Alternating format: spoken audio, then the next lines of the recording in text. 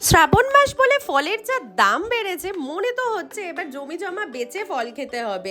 তাও নিজেদের জন্য একটু ফল কিনেই এনেছিলাম। আর ফার্স্ট টাইম আমি আজ খেতে চলেছি আলু বুখারা। এটা দেখতে যেমন সুন্দর, খেতেও কিন্তু ভীষণ মিষ্টি ছিল।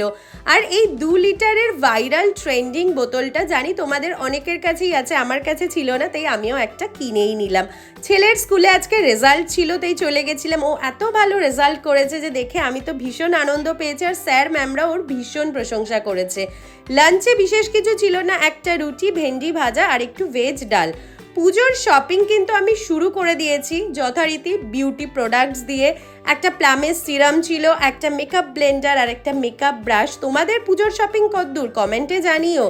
আর ডিনারের জন্য আমি এখানে পেঁয়াজ, টমেটো, ক্যাপসিকাম, লঙ্কা কুচি দিয়ে বানাচ্ছিলাম মুগ চিলা। এটা কিন্তু ভীষণ হেলদি আর ভীষণ টেস্টিও, যদি না অ্যাসিডিটির প্রবলেম থাকে। তো চলো আজ এই অবধি দেখা।